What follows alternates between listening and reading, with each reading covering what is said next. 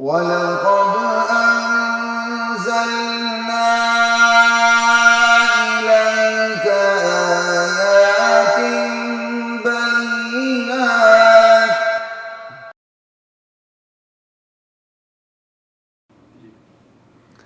السلام علیکم ورحمۃ اللہ وبرکاتہ. بسم اللہ الرحمن الرحیم والصلاة والسلام علی رسولہ الکریم وعلی آلہ وصحبہ اجمعین، اما بعد. خواتین و حضرات، مختصر درس حدیث کے سلسلے کے ساتھ خلیق الرحمن آپ سے مخاطب ہے. آج اس سلسلے کی ہماری حدیث نمبر 6 ہے، اور اس کی راویہ جو ہیں نبی علیہ السلام کی زوجہ مطہرہ ہماری ماں سلمہ رضی اللہ تعالی عنہا ہیں، جو نبی علیہ السلام سے ایک مختصر سی حدیث نقل کرتی ہیں. اس مختصر حدیث کا تعلق بندے پر پہنچنے والی مصیبت سے ہے کہ اگر کسی بندے پر مصیبت پہنچے تو وہ کیا پڑھے، جس کی بدولت اللہ تعالیٰ اسے بہت مصیبت جس پر پہنچی اسے بہت بڑا بدلہ عطا کر دیتے ہیں. بڑی کمال کی حدیث ہے. اور پھر آج کل چونکہ ہمارے اس وقت پورے ملک کا اکثر حصہ سیلاب کے زد میں آیا ہوا ہے، لوگ مصائب کا مشکلات کا شکار ہیں. اس سلسلے میں یہ حدیث ہمارے لیے دعا بھی ہے، دوا دارو بھی ہے، ہمارے زخم پر مرہم بھی ہے، ہمارا عقیدہ بھی ہے، سب کچھ ہے. سنیے دل لگا کے، اور آگے بھی اس کو لوگوں تک پہنچانے کی کوشش کیجیے گا. چاہے آپ خود سمجھ کے آگے خود پہنچائیں یا اسی کو آپ آگے فارورڈ کریں، وہ آپ کی مرضی ہے. لیکن آپ سمجھ کے اگر اپنے عمل سے، اپنے قول سے اس کو آگے پہنچانے کی کوشش کرتے ہیں، اللہ کے داعی بنتے ہیں، تو یہ زیادہ مؤثر بات ہوتی ہے. اگرچہ ویڈیوز کو بھی فارورڈ کرنے سے اگر آپ فائدہ سمجھتے ہیں تو کریں، لیکن کوئی ہمارے آپ سے کوئی اصرار نہیں ہوتا. یہ تو دعوت کی نگاہ سے ہم آپ کو ایک بات کہتے ہیں. حدیث کی طرف آتے ہیں، اور یہ حدیث صحیح مسلم سے ہے، اور صحیح مسلم کی یہ حدیث نمبر 918 ہے، کتاب الجنائز سے ہے. باب ما یقال عند المصیبہ، مصیبت کے وقت کیا کہنا چاہیے، اللہ سے کس طرح فریاد کرنی چاہیے، اللہ سے کیا دعا کرنی چاہیے. سنیے. عن سلمہ رضی اللہ تعالی عنہ زوج النبی صلی اللہ علیہ وسلم، حضرت سلمہ رضی اللہ تعالی عنہ جو نبی علیہ السلام کی زوجہ مطہرہ ہیں، ان سے یہ روایت ہے. تقول، فرماتی ہیں، سمعت رسول اللہ صلی اللہ علیہ وسلم یقول، کہ میں نے اللہ کے رسول صلی اللہ علیہ وسلم کو یہ ارشاد فرماتے ہوئے سنا. کیا ارشاد؟ ما من عبد تصیبہ مصیبہ، جس بندے پر بھی کوئی سی بھی مصیبت پہنچے، فیقول، پھر وہ اس مصیبت پر کہے، انا للہ و انا الیہ راجعون، اللہم اجرنی فی مصیبتی واخلف لی خیرا منہا الا اجرہ اللہ فی مصیبتی واخلف لہ خیرا منہا. یہاں تک الا اجرہ اللہ فی مصیبتی واخلف لہ خیرا منہا. فرماتی ہیں تو سلمہ رضی اللہ تعالی عنہ، جس بندے پر بھی کوئی سی بھی مصیبت پہنچے، چھوٹی بڑی، اور وہ یہ پڑھے، انا للہ و انا الیہ راجعون، اللہم اجرنی فی مصیبتی واخلف لی خیرا منہا. دعا یہاں تک ہے. انا للہ و انا الیہ راجعون، اللہم اجرنی فی مصیبتی واخلف لی خیرا منہا. بس دعا یہاں تک ہے.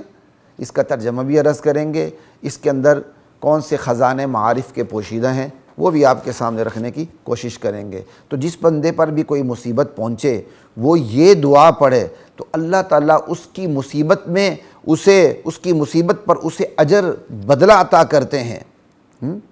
اس کی مصیبت کا اجر عطا کرتے ہیں، اس کی مصیبت کی حالت میں اسے بدلہ عطا کرتے ہیں. اور پھر بدلہ بھی کیسا عطا کرتے ہیں اللہ تعالیٰ؟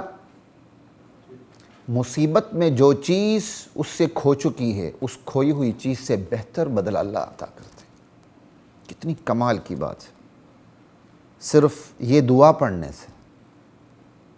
لیکن خواتین و حضرات، دعا محض الفاظ کی ورزش نہیں ہوتی کہ دھیان کہیں اور، عقیدہ کہیں اور، خیالات کہیں اور، استحضار کہیں اور بندہ تسبیح پہ لگا ہوا ہے اور زبان کی ورزش کر رہا ہے. اثرات اس سے مرتب نہیں ہوتے. یہ ساری باتیں آئیں گی. اس لیے اب تو میں نے حدیث کا ترجمہ آپ کے سامنے کر دیا، اور اس حدیث کا ترجمہ اور اس کی تشریح انشاءاللہ بھی چلتے جاتے ہیں. پوری میں حدیث کی تشریح آپ کے سامنے ضروری جو وضاحت ہے وہ کرنے کی کوشش کرتا ہوں. تو دیکھیے، ما من عبد تصیبہ مصیبہ، جس بندے کو بھی کوئی سی مصیبت پہنچے، ہمارے ہاں اردو میں جب مصیبت کا لفظ بولا جاتا ہے تو ہمارے ہاں بہت بڑی آفت پر مصیبت کا لفظ بولا جاتا ہے۔ عربی زبان میں ایسی بات نہیں ہے۔ عربی زبان میں مصیبت کہتے ہیں کوئی بھی ناگوار بات جو آپ کو بری لگے، اچھی نہ لگے، کوئی بھی ناخوشگوار واقعہ، چاہے وہ ناخوشگوار بات چھوٹی سے چھوٹی ہو یا ناخوشگوار حادثہ یا واقعہ چھوٹے سے چھوٹا ہو، یا وہ ناگوار یا ناخوشگوار بات بڑی سے بڑی ہو یا حادثہ یا واقعہ بڑے سے بڑا ہو، معمولی سے معمولی تکلیف کے لیے بھی مصیبت کا لفظ استعمال ہوتا ہے، جبکہ ہمارے اردو محاورے میں یہ بات نہیں ہے۔ چونکہ دین عربی میں اترا تو ہم اسی کو سامنے رکھتے ہوئے تشریح کریں گے۔ تو اس کی پھر تشریح کیا ہوگی؟ جس بندے کو بھی کوئی سی بھی تکلیف کا سامنا کرنا پڑے، چاہے انتہائی معمولی ہو، مصیبہ، سمجھ آئی بات کی، صغیرۃ او کانت کبیرہ، چھوٹی ہو یا بڑی ہو، ٹھیک ہے؟ تو یہاں مصیبت تک کے الفاظ ہے، یہاں تنوین تنکیر کی ہے۔ کوئی بھی بندہ جسے کسی بھی قسم کی تکلیف کا سامنا کرنا پڑے، فیقول، وہ اس تکلیف پہ یہ کہے انا للہ و انا الیہ راجعون،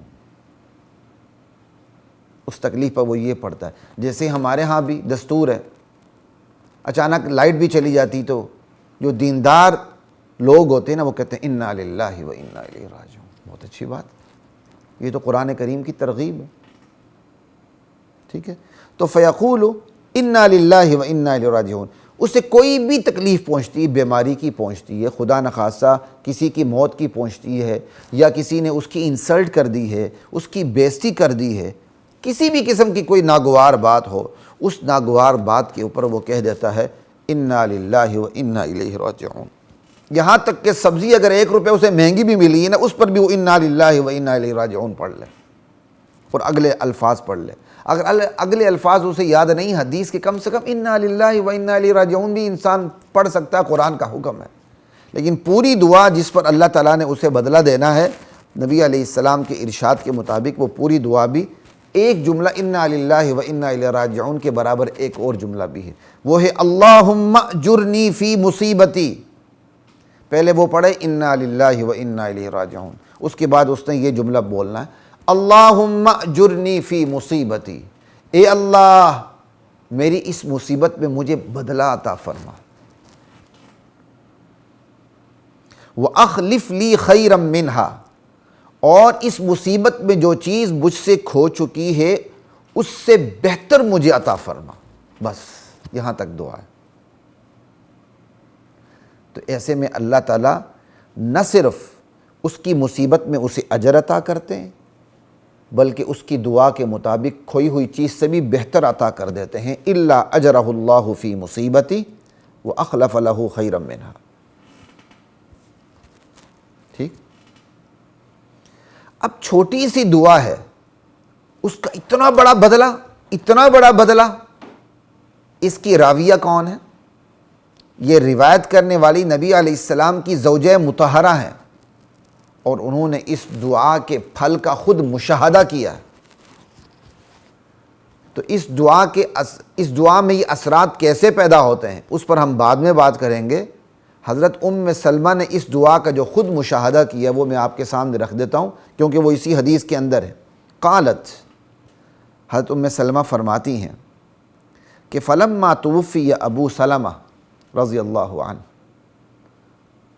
سلمہ فرماتی ہیں کہ جب میرے شوہر ابو سلمہ وفات پا جاتے ہیں تو قلت کما امرنی رسول اللہ صلی اللہ علیہ وسلم، تو میں نے وہی دعا پڑھی جو نبی علیہ السلام نے مجھے دعا پڑھنے کا حکم دیا تھا۔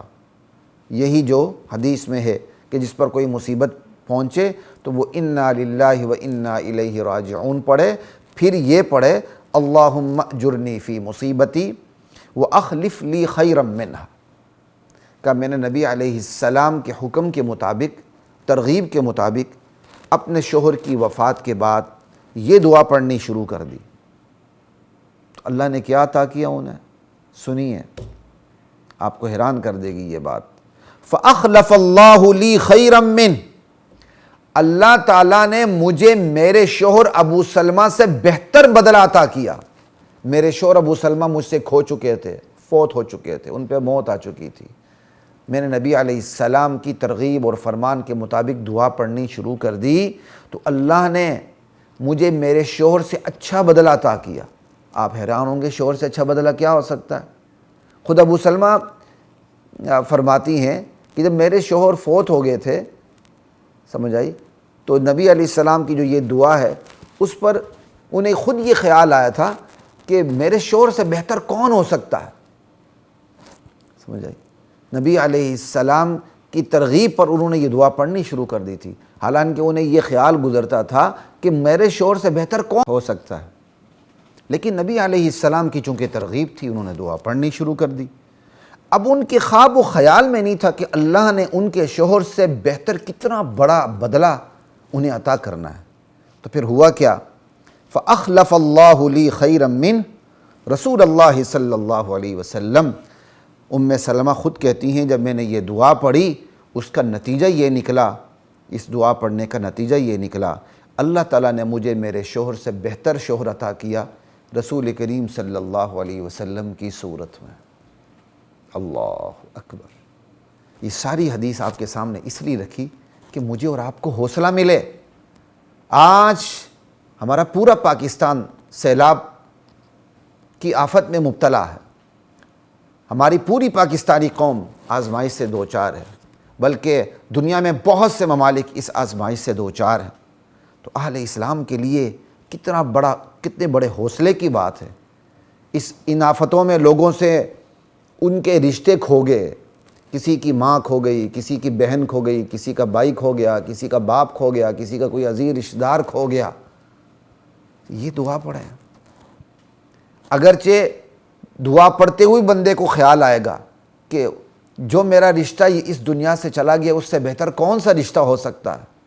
اللہ کی قدرت سے کوئی چیز بعید نہیں، اللہ اس سے بہتر عطا فرما دیں گے، یہاں بھی وہاں بھی، آنے والے وقت میں آخرت میں۔ لا الہ الا اللہ۔ اب خواتین و حضرات، جو آپ کے سامنے اصل بات کرنی ہے، جو آپ کو میں نے شروع میں بھی ایک بات کہی تھی کہ جو الفاظ ہیں دعا کی صرف 2-3 بول ہیں کہ مصیبت کسی کو پہنچے تو وہ کیا پڑھے؟ انا للہ و انا الیہ راجعون، اللہم اجرنی فی مصیبتی واخلف لی خیرا منہا۔ بس یہ کل 2-3 جملے ہیں۔ آخر ان 2-3 جملوں میں اتنی طاقت کہاں سے آ گئی کہ اس کو اتنا بڑا بدلہ مل جائے کہ جو کھویا ہوا رشتہ ہے، یا کھوئی ہوئی چیز ہے، کھوئی ہوئی دولت ہے، کھوئی ہوئی اولاد ہے، کھوئی ہوئی عزت و آبرو ہے، کوئی بھی چیز ہے، اس سے بہتر اللہ اسے عطا کر دیتے ہیں۔ تو یہ محض یہ جو 2-3 جملے ہیں یہ کوئی زبان کی ورزش نہیں، یا آپ سن رہے ہیں یہ کوئی کانوں کی عیاشی نہیں۔ آخر ان 2-3 بول میں اتنی طاقت کہاں سے آ گئی؟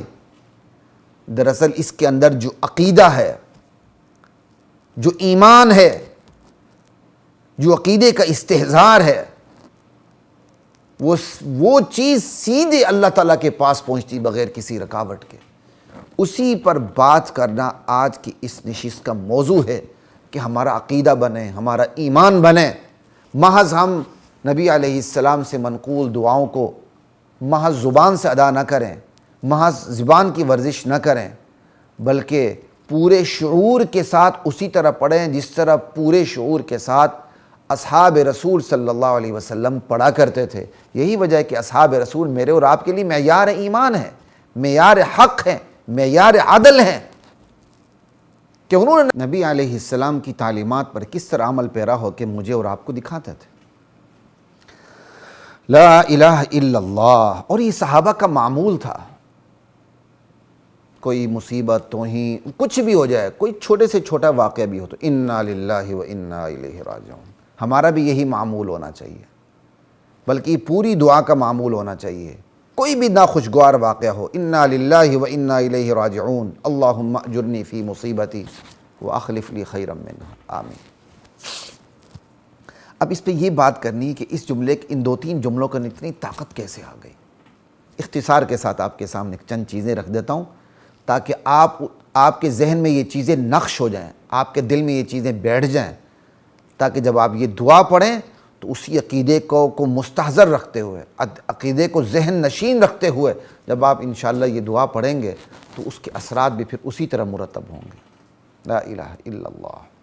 وَلَقَدْ أَنزَلْنَا